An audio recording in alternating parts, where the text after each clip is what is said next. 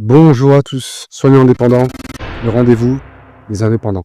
On parle souvent des médecins, on parle des infirmiers, on parle des urgences. Mais il y a un métier dont personne ne parle, celui qui entre dans les maisons quand tout devient fragile. Et si je te disais que le plus grand problème des services à la personne, ce n'est pas le manque de clients, c'est l'invisibilité. Et l'invisible finit toujours par disparaître. Quand on dit aide à domicile, certains imaginent encore une dame avec un balai et une blouse fleurie. Alors qu'en réalité, c'est une gestionnaire de crise, une psychologue, coach motivation, une assistante sociale et parfois une ninja du quotidien. Oui, ninja, parce qu'elle règle des situations que personne ne voit. Par exemple, elle arrive chez une personne âgée, la famille est stressée, le patient est inquiet, elle sourit. Mais elle sait que si elle fait une erreur, la confiance disparaît. Et pourtant, elle est payée comme si elle vendait des chaussettes. Il y a un problème. Le vrai danger aujourd'hui, ce n'est pas le manque de compétences, c'est le manque de visibilité. Des soignantes exceptionnelles restent à 20 heures par semaine, pendant que d'autres moins compétentes remplissent leur planning. Pourquoi? Parce qu'elles sont visibles. On vit dans un monde où si Google ne te voit pas, les familles ne te voient pas. Les services à la personne ne sont plus un métier uniquement humain. C'est aussi un métier digital. Oui, même si tu préfères être pédiluve au pixel. Beaucoup me disent, moi je suis pas à l'aise avec Internet. Mais tu gères Alzheimer, des familles en conflit, des transferts physiques complexes. Et tu penses que Google est ton plus grand défi? On va respirer. On va respirer là. Les services à la personne, c'est pas un petit métier. C'est un pilier invisible de la société. Mais tant que vous restez invisible, vous serez sous-payé, sous-estimé et sous-choisi. Et ça, je refuse. Dans cette chaîne, on va parler vérité. Visibilité, client, stratégie, mentalité. Dans l'épisode 2, pourquoi les familles choisissent toujours le mauvais prestataire? Et comment devenir le choix évident? Bienvenue dans la nouvelle ère des services à la personne. Abonnez-vous. Pourquoi les familles choisissent toujours le mauvais prestataire?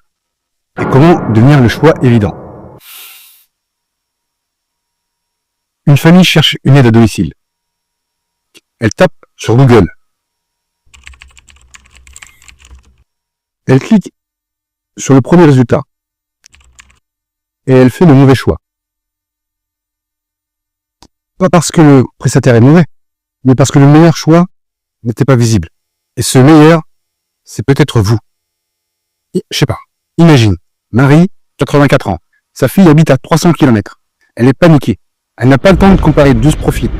Donc, elle regarde les avis, les photos, le site, la première impression. Elle ne choisit pas la plus compétente. Elle choisit celle qui la rassure au plus vite. Et la réassurance, c'est du marketing. On croit que les familles choisissent au cœur. Non. Elles choisissent à la peur. Peur de mal faire, peur de culpabiliser, peur de regretter. Donc elles prennent le plus visible, le plus clair, le plus rassurant. Pas le plus méritant. Pendant ce temps, des aides incroyables attendent un appel. Parce qu'elles pensent que le bouche à oreille, ça suffit. Le bouche à oreille, c'était en 2005. En 2026, le bouche à oreille s'appelle Google. Si votre fiche Google est vide, vous êtes invisible. Si vous n'avez pas d'avis, vous êtes suspect. Et si vous êtes flou, vous faites peur. Dans ce métier, faire peur, c'est perdre. Les familles choisissent en 3 secondes. En 1, est-ce que ça a l'air professionnel? En 2, est-ce que je me sens rassuré? En 3, est-ce que c'est simple de les contacter? La première impression gagne toujours. Enfin, vous pouvez être extraordinaire. Mais si personne ne vous voit, votre talent ne sert à personne. Et ce n'est pas juste une question de chiffre d'affaires. C'est une question d'impact. Combien de familles auraient pu être soulagées